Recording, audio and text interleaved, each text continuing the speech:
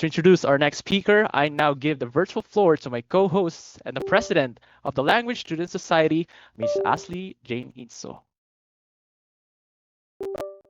Thank you, Mr. Maginay. Our second lecturer is an associate professor of multilingual education at Nazarbayev University Graduate School of Education, Kazakhstan. His research, teaching, and supervision interests include language education policy and planning, English, English medium instruction, multilingual practices, world Englishes, and policy issues related to the politics, economics, and sociology of languages, linguistic rights, and social justice. His research has been published in the top tier journals that include Language Policy, Language and Education, Language Problems and Language Planning, Journal of Multilingual and Multicultural Development, TESOL Quarterly, Multilingua, World Englishes, Journal of Language, Identity and Education, TESOL Journal, and others. He is co-editor of the books Multilingual Selves and Motivations for Learning Languages Other Than English in Asian Contexts, published in Multilingual Matters in 2024. Agency in Multilingual Education Policy and Planning in Asia, published in Routledge in 2025, and Towards Student Mobility in Asia, International Students' Multilingual Identities, Interculturality, and Future Selves, published in Routledge in 2025. Ladies and gentlemen, it is my honor to introduce our second lecturer. Please help me welcome Dr. Syed Abdul Manan. Good morning, sir. Hello, good morning. Thank you very much for inviting me. It is an honor to talk to you. Right, I can see. Am I audible? Can you hear me clearly? Yes, sir, you're audible. All right, thank you. So, thank you, Ilmu, if I may be correctly pronouncing this, yeah? So, all right. So, again, I'll be, as I've been asked to do so, I'll be presenting part of my research on linguistic landscape, which I conducted, a study which I conducted in my hometown, Quetta, which is the capital city of Balochistan province. And let me share my slides with you.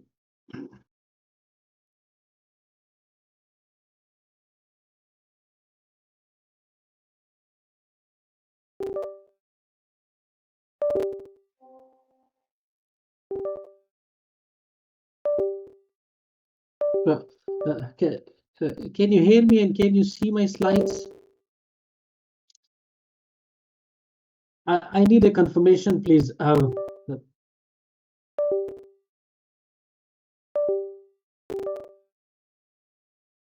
I can see you. I can see. You can see it clearly, sir.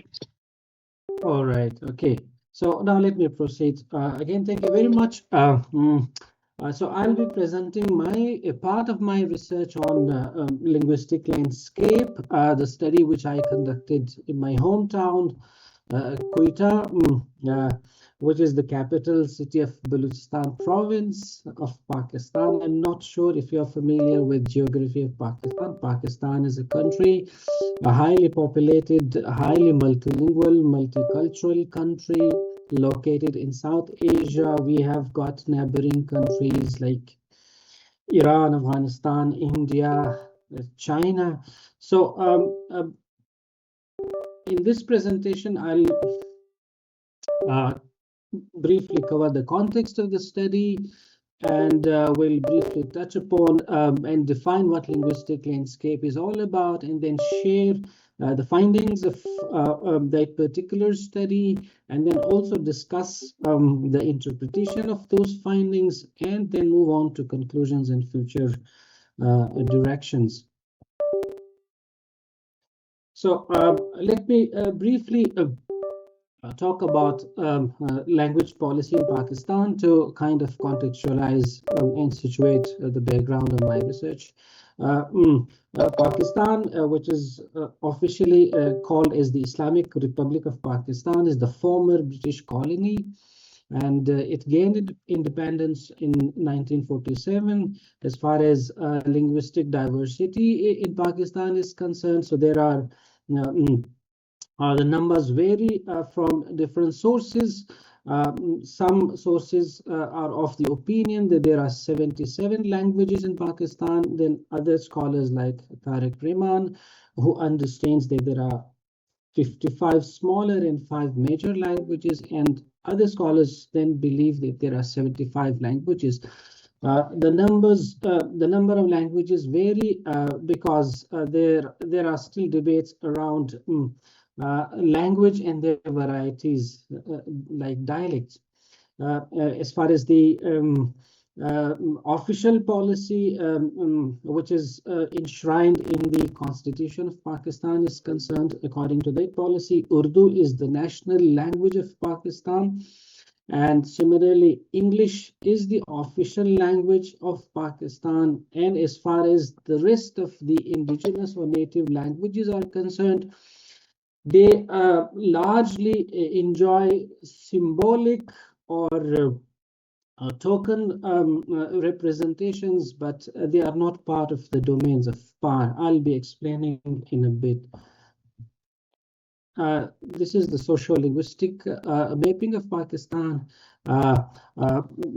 where this table shows the major languages of Pakistan and their numbers and percentages. So according to the population census, Punjabi is the largest language spoken by 36.9% of the population. Pashto, which is my mother tongue, stands as the second largest language with 18.15% of the population, and then Sindhi with 14.31%, then Saraiki. Urdu, which is the national language, is used by 9.25% of the population.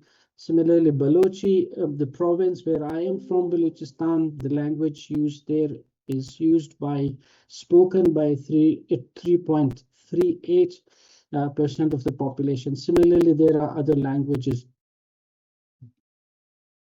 As far as the city where I have conducted this, I just wanted to show you where we can locate Quetta on the map. So this is the provincial capital, as I pointed out. It is neighboring with Afghanistan, with Iran, right? And so the city is highly multilingual, highly multicultural, and with 1.1 million population, and it is also seen as the major hub connecting Pakistan and Iran and Afghanistan. And the major groups, or the major language groups, include Pashtuns, Baloch, Parawi, Hazara, and Punjabis. So as far as this study, the methodology and data for this study is concerned, it is based on a survey which I conducted in the major commercial areas of the city, with 1,000 shop signboards selected through purposive sampling, and data was collected from the key roads of the city, key neighborhoods of the city, and each signboard was treated as a unit of analysis, and the focus was on visibility of English, Urdu, and the local languages. And then finally, a quantitative analysis was conducted using frequencies and percentages. I'm not sure how many of you know and have background in linguistic landscape. Let me briefly define what linguistic landscape means, how it has been defined by scholars. So the foundational definition that we generally widely cite comes from Borges and Landry and Borges, 1997, and they define linguistic landscape as the visibility and salience of languages on public and commercial signboards or signs. And according to them, linguistic landscape performs both informational and symbolic functions, and Their framework links signage to a number of variables, social-linguistic variables such as ethno-linguistic vitality, identity, or symbolic power. Usually, linguistic landscape research covers and focuses urban centers. So as far as the spatial dimensions are concerned, it often focuses on cities and multilingual urban centers, or commercial streets, shopping centers, and industrial areas. And some scholars also suggest that the term cityscape, due to the strong urban orientation of linguistic landscape studies. And if I may relate my own research, right, in the context of this definition, most of the research that I have conducted is also in the city of Kuala Lumpur, the capital of Malaysia, and then I also conducted research in the capital city of Kazakhstan, where I'm currently based, and similarly, I have conducted research in Kota. So mostly linguistic landscape research covers urban centers.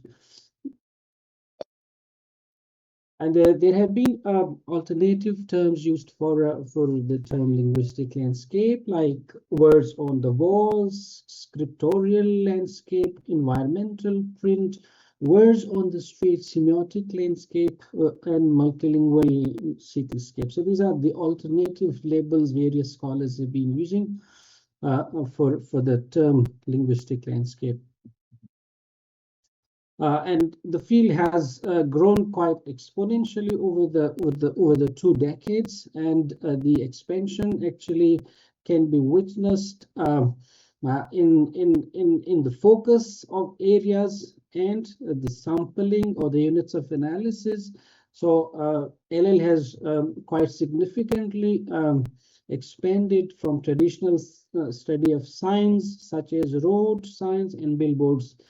Now, contemporary LL includes posters, stickers, LED displays, video walls, and touch screens. The field has increasingly sort of examined multi-modal and digital communication in public spaces.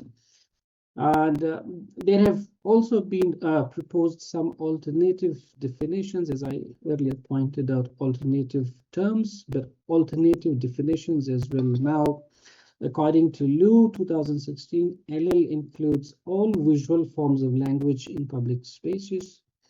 And other scholars like Matras et al., they propose that LL concerns language choices on public signage in multilingual settings. And other scholars from Israel, bin Raphael and bin Raphael, they understand that LL represents the symbolic construction of public spaces through linguistic codes. And Gotter, they propose he proposes that LL is the use of written language in the public sphere. Now I move to this is basically a kind of a conceptual model which has guided this particular study. It has been proposed by Gotter and Thinov. So they call this model as model of multilingual inequality in public spaces. So according to them, this model actually advocates a systematic approach linking signage to broader socio-political context. And they propose that researchers should examine the full communicative cycle, policy, production, politics, and the interpretation of LL. So fundamentally, this model proposes 5 dimensions around multilingual inequality in public spaces, which are: the first, language policy can shape linguistic equality and visibility, which I will be showing in my data. Sign design and production reinforces language hierarchies. Public signage reflects social and linguistic inequalities, that languages are not equally represented across in linguistic landscapes. And then people perceive and interpret linguistic hierarchies through linguistic landscapes. And public evaluation or perception influence future language policy decisions. Well, the main findings, I'll try to be brief so that there is more time for questions and answers rather than my presentation. So there are two major findings that we get from this particular study is that the omnipresence of English, where English appears everywhere almost, right? And the other major trend is that of multilingual invisibility. As I pointed out, Balochistan and Quetta specifically is highly multilingual city, but as far as the visibility and representation of languages in the linguistic landscape is concerned, they are almost invisible. Right. So these are some numbers. I collected a total of 1,000 photos from different areas of the city, right?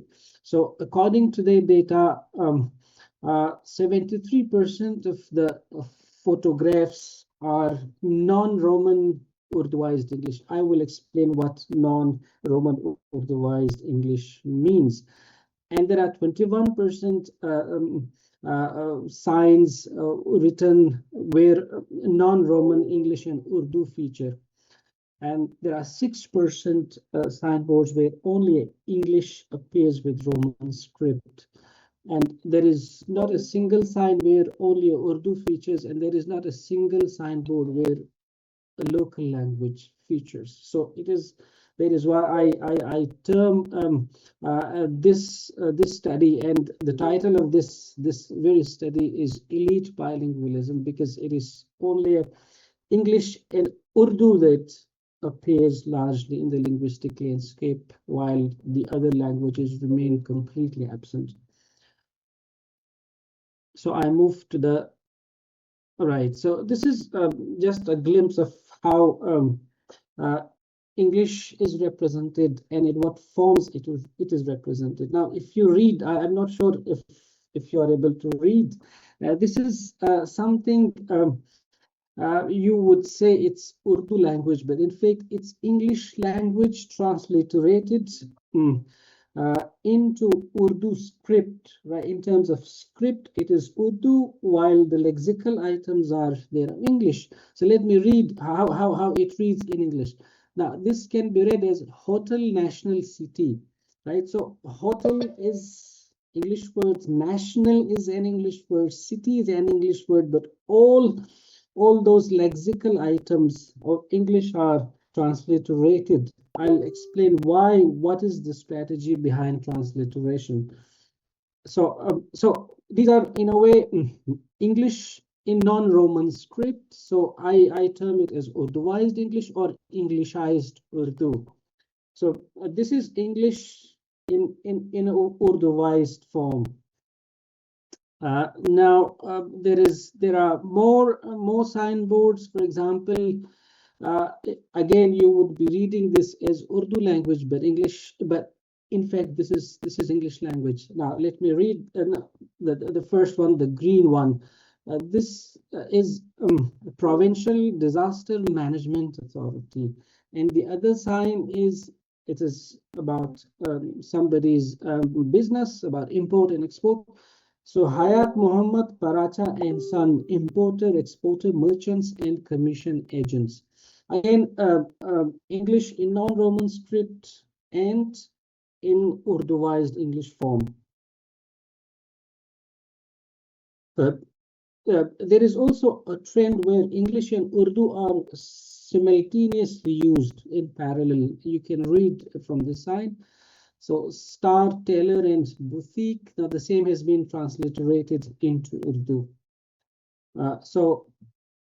Right, and as I pointed out, there are also signs only in English language, and there are also signboards which are, or posters which are sort of with mixed codes. For example, alternating Urdu and English.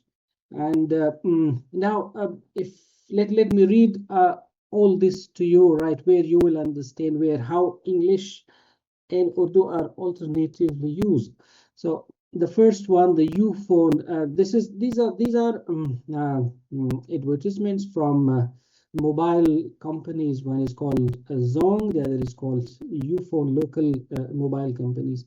ना तमाम networks के लिए बेशुमार minutes SMS और बेहिसाब internet. So see how Urdu and English are alternatively used. And in the other, wasi coverage, बेहतरीन rates. Wasi means wider. It's Urdu word, right? And coverage is an English word, right? So like this company gives a wider coverage or network. And then beहतरीन rates. Beहतरीन means better. So it gives you a wider network or coverage and better rates. But this, this is how English and Urdu sort of are used alternatively in parallel. And then based on one of my previous studies, which is about the localization of English in the Pakistan linguistic landscape, a study which I conducted in 2015, which was published in World English Journal. So there I also interviewed business people about how they understood language use in linguistic landscape. So there is a kind of a mixed response, but largely it goes in favor of English and in favor of elite languages such as English and Urdu. So according to them, why English language is used? Because of the market trend. Like it's a trend that is quite common across the city, across the country, to use English or English transliterated in Urdu language. Then according to some, it's a long-standing practice, right? And some also understood it as an arbitrary and random use of the English language, which in my view is sort of an erroneous understanding, right? So they also say that people, while selecting a language, right, or designing a signboard for their business, they imitate each other's, right? They follow the common trends that prevail in the city.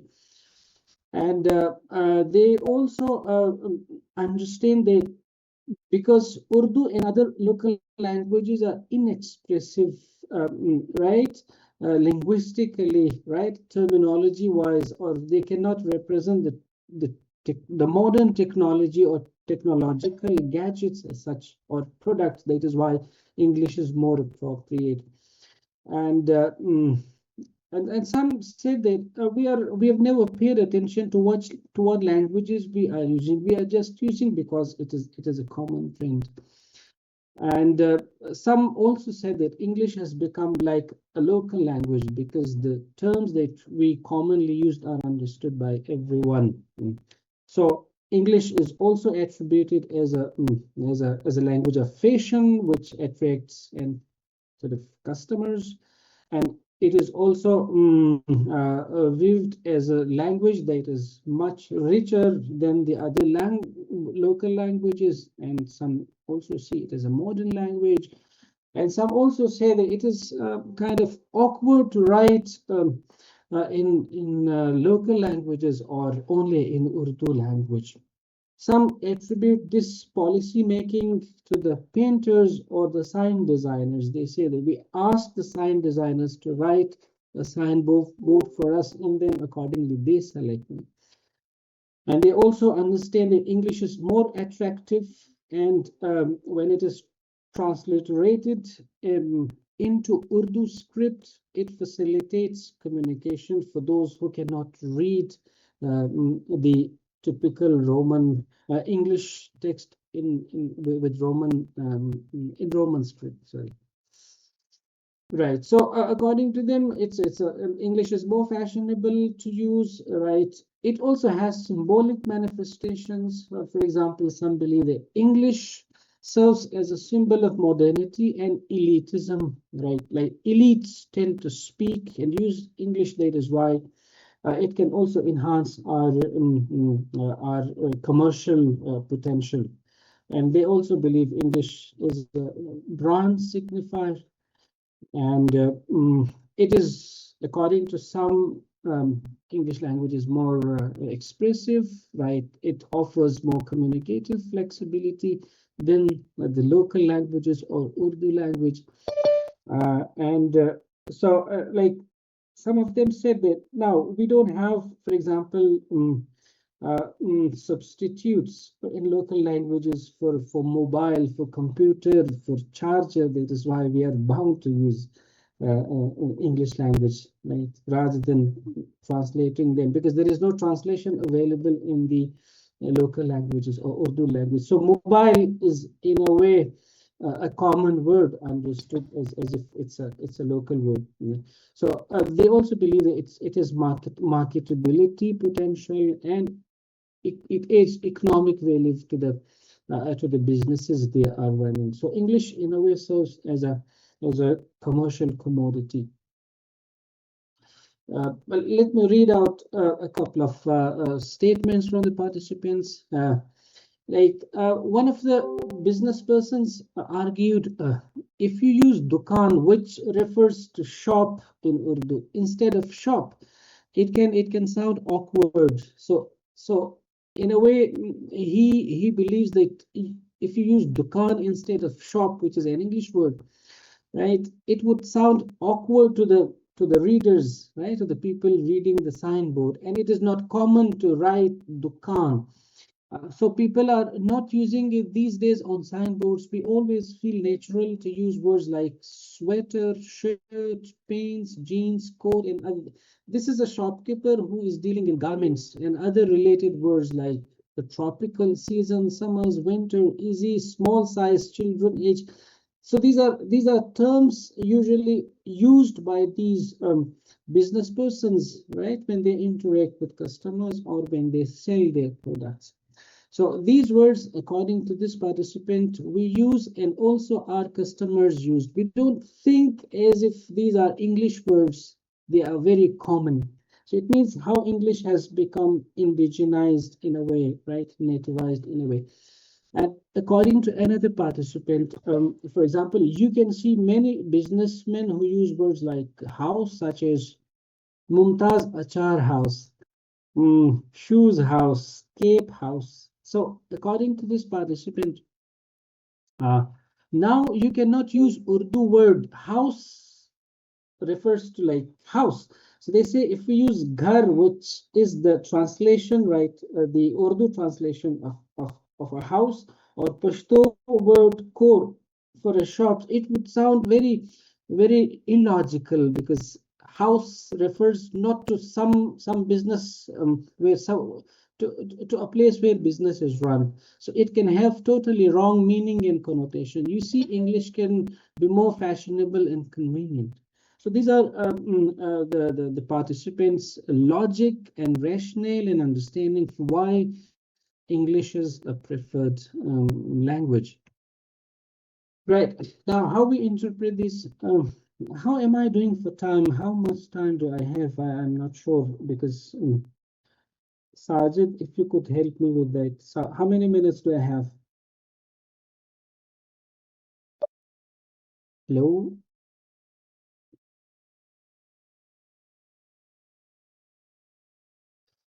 All Sir, right. you have all the So, time you can.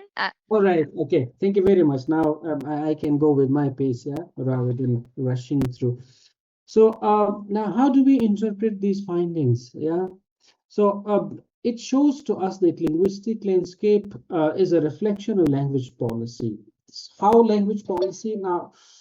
This is a language policy designed at the micro level by these business persons, right? By these actors operating on the public side. But at the same time, these linguistic landscape signboards, or so they also represent or kind of reflect the macro level language policy and linguistic hierarchies. For example, when we look at language hierarchy in Pakistan, English is Urdu is the national language of the country, and mm, and the language of wider communication, or lingua franca, and it receives a significant amount of state support, government support, institutional recognition in media, in schools, in education, in all other domains of power. Similarly, English is the most prestigious language, right, being the official language of the country, right? Uh, a language which some scholars describe as a passport to power and privileges in Pakistan. So, how when we look at the situation or the language use or language visibility in these signboards, we find that they are dominated heavily by English and Urdu languages. So, in a way, even this micro level policy making, right, it is heavily in it is uh, significantly influenced by the macro level policies and linguistic hierarchies.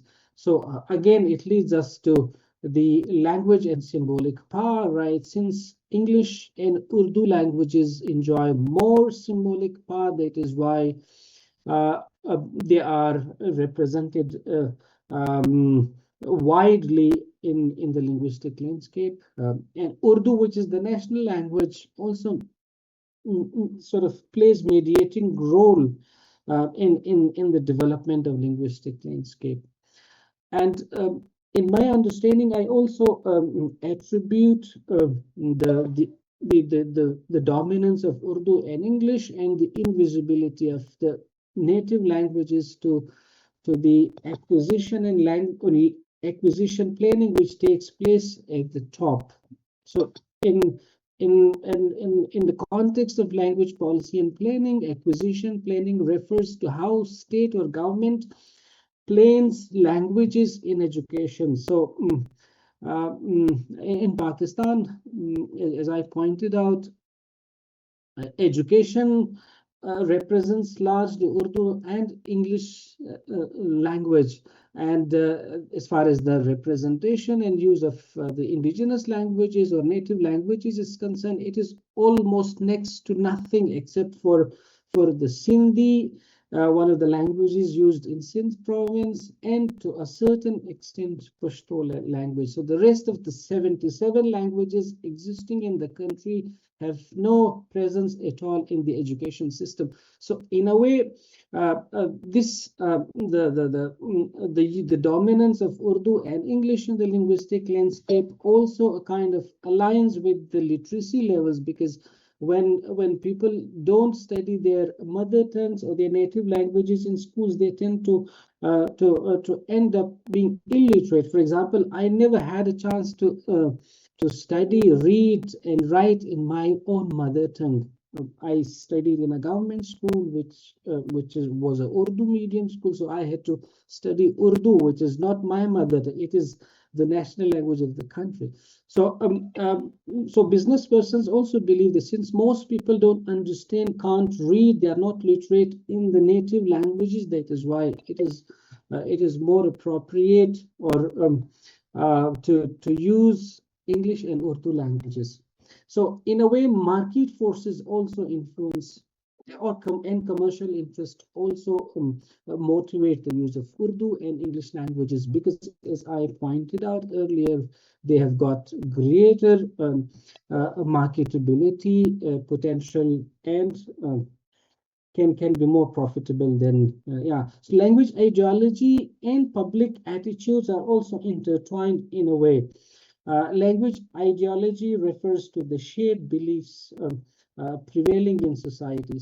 And language ideologies are also influenced by the way macro language planning is conducted. Since Urdu and English are the two dominant languages, right? They enjoy the top positions in the linguistic hierarchy, in the linguistic order of the country. That is why people are they are more inclined towards their use, and they've got more positive attitudes towards their use in the linguistic landscape. So in a way, linguistic landscape turns out to be a site of socio-political inequality, where we see that politics and the politics of language planning basically determines which languages to have more representation than the others. So linguistic landscape can be studied as a site that promotes socio-political inequality, or that resonates socio-political inequality. So my conclusions are that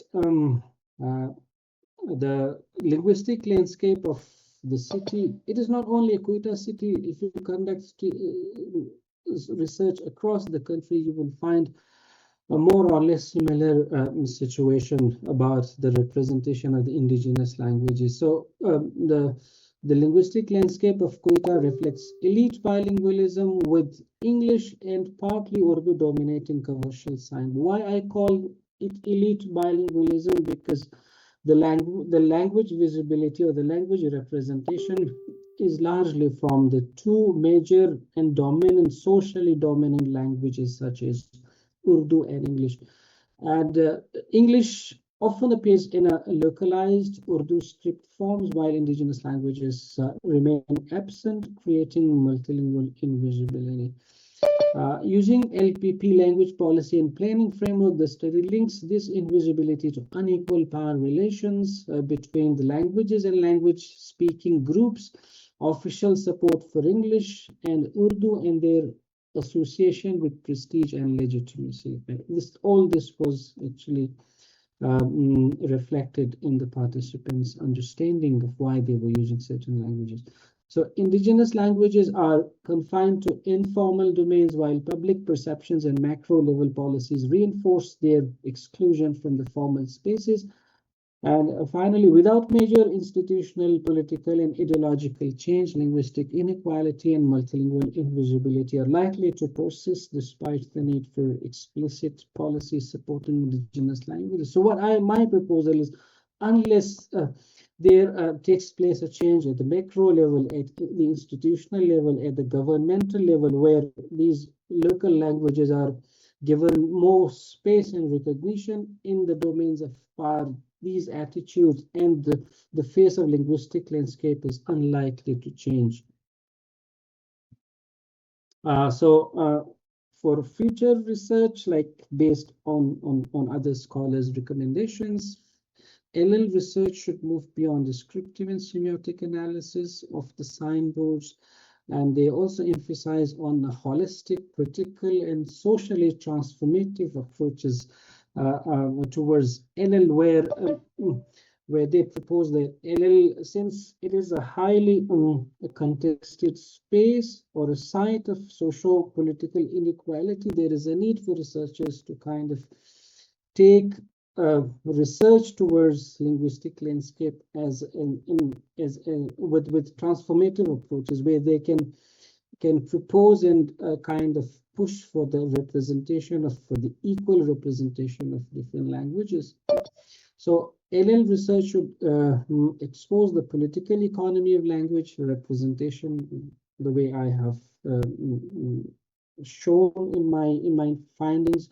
And LL research can also inform language policy, education, and activism.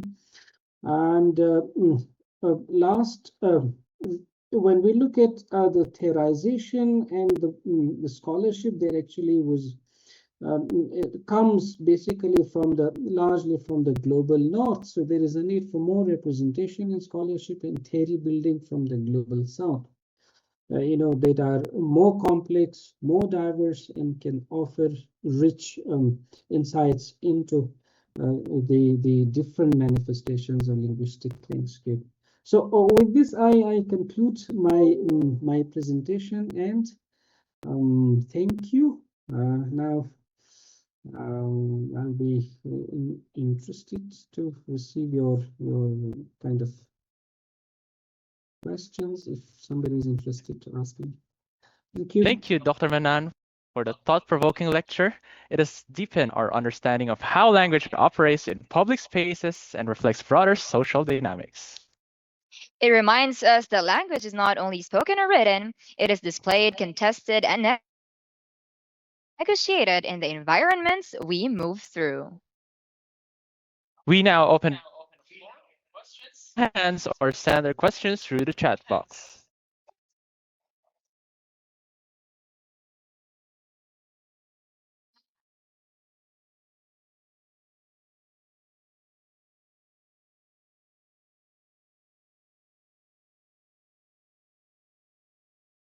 Second lecturer, you may now raise your hands.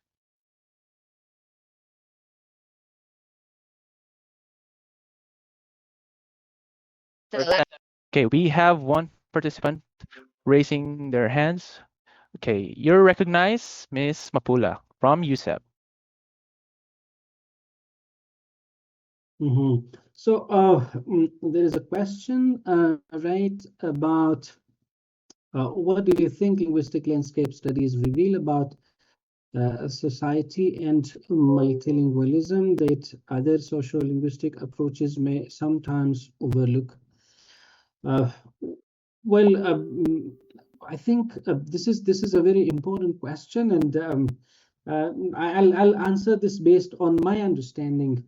So I look at language policy and planning in various contexts. So I do see, and I'm a social linguist basically, so I look at all variables that actually lead to either language visibility, invisibility, language marginalization, and the politics around. So I take generally critical applied linguistics perspective, which looks at not only the linguistic hierarchies as they are, also looks at why hierarchies are formed in a certain way, right? So there are always underlying factors that lead to the hierarchization of languages, right? The powerful languages, the less powerful languages, the more visible languages, the less visible languages. So I think linguistic landscape, as I already pointed out in my presentation, has gone far ahead in actually interpreting and in expanding its range of units of analysis, as I think other social linguists might not look at the languages used on T-shirts, right? To kind of evaluate the power of certain languages, and so in my understanding, probably linguistic landscape research has gone far ahead in expanding the range of units of analysis. I already pointed out it in one of my sites. So this is something which I can see on part of researchers that are studying linguistic landscape. Yeah? And if the national language is already shaped by English prestige, can we still call the system truly multilingual, or is power still concentrated in one linguistic level? Yes, truly, it's. I agree with this question.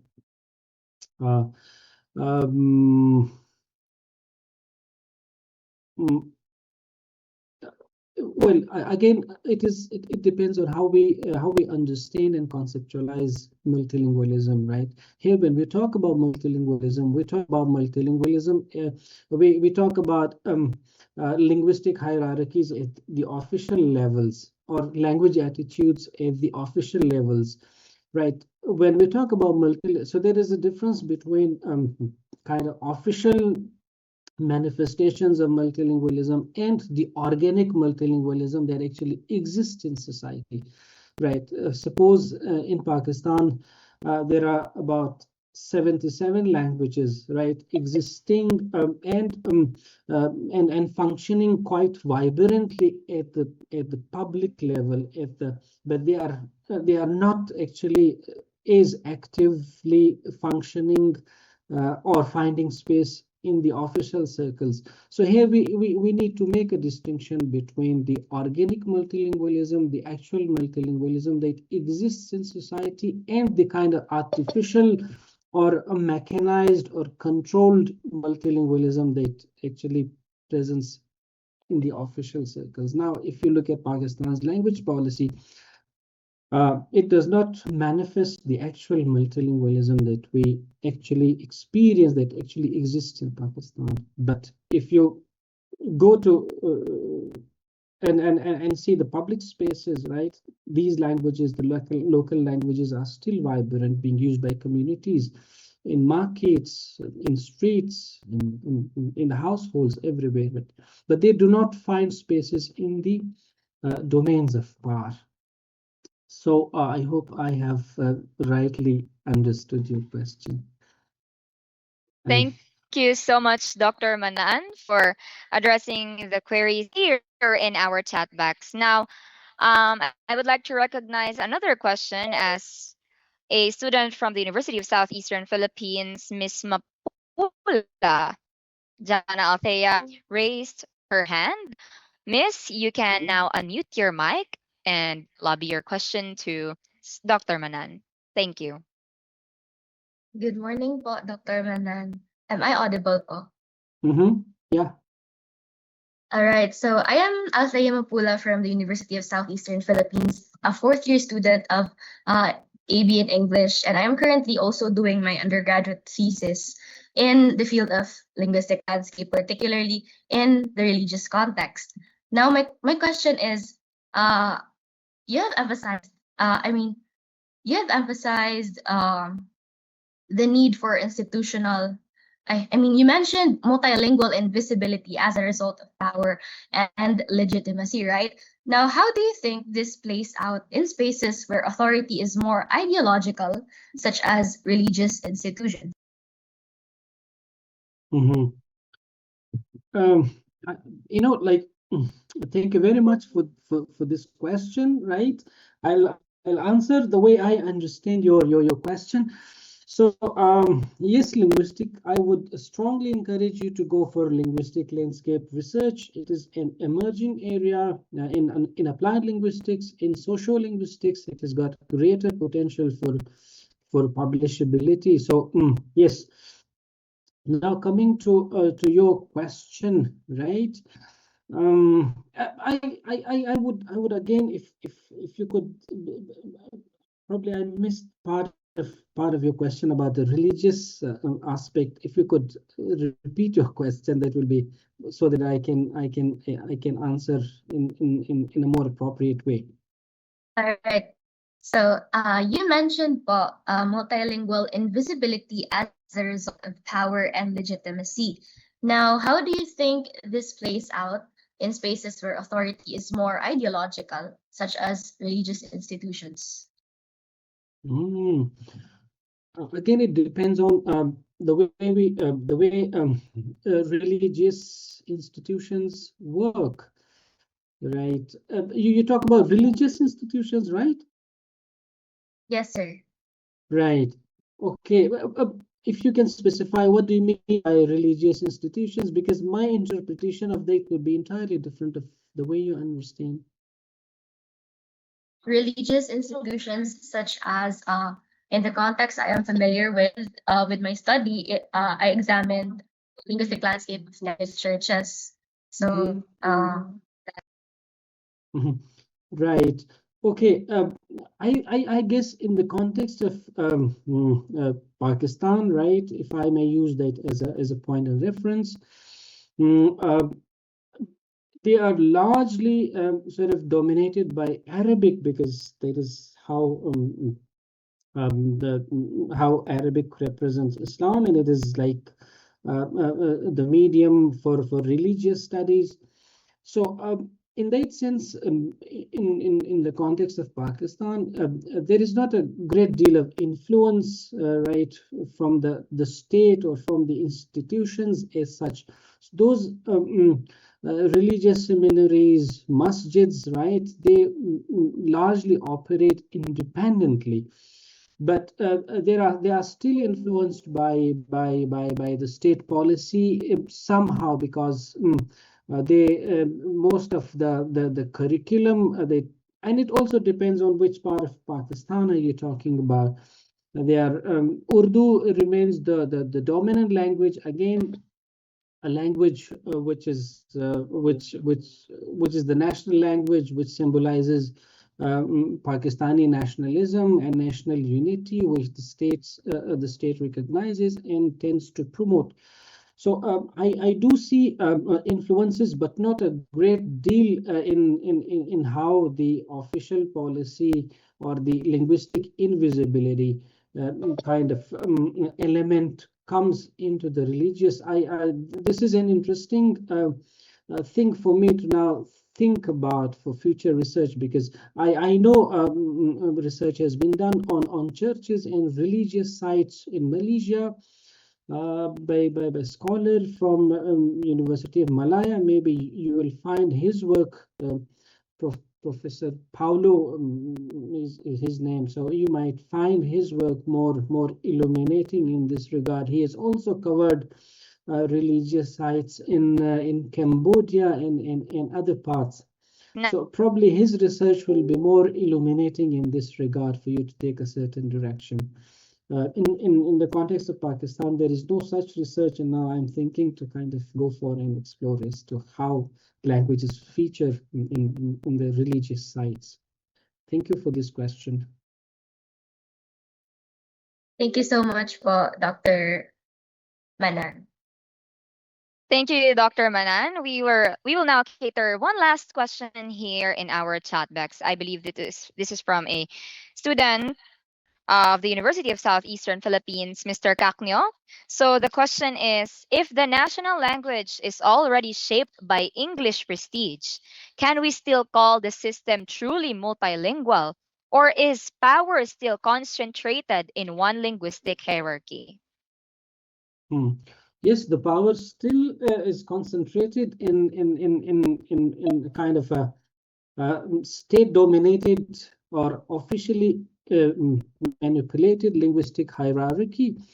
Again, when we talk about linguistic hierarchy, again, the establishment, the formation of linguistic hierarchy is based on how the state actually shapes hierarchies, and these are not organic sort of hierarchies. If you look at an organic hierarchy, for example, in Pakistan, Punjabi is the sort of the largest language in terms of population size. Pashto and Sindhi, they enjoy huge population sizes, while Urdu is used only by, let's suppose, 9% of the population. But still, since the state promotes and recognizes and kind of pushes for the sort of recognition and promotion of Urdu language, that is why Urdu stands at the top of the hierarchy. So again, hierarchy formation has got nothing to do with the population size if we apply this equation in Pakistan, because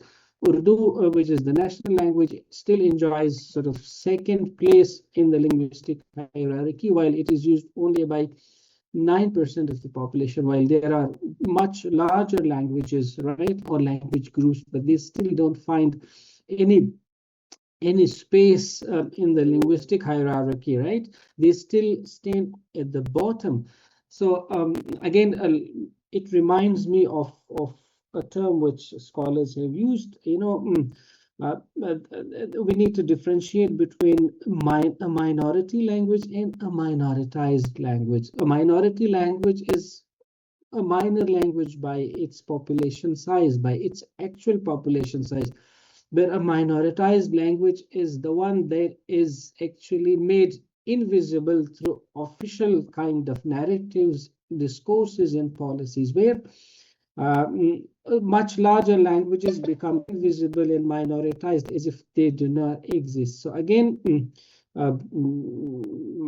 this is how we need to differentiate between organic, actual multilingualism that exists amongst people in communities, right, that is quite vibrant in terms of oral traditions, or informal domains rather than the official domains. So it is the state actually that plays a huge role in sort of the formation of these linguistic hierarchies, which are not necessarily representing sort of the actual languages or the actual communities.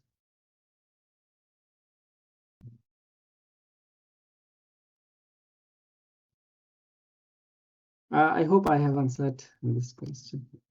Thank you so much, Dr. Manan, for answering that question.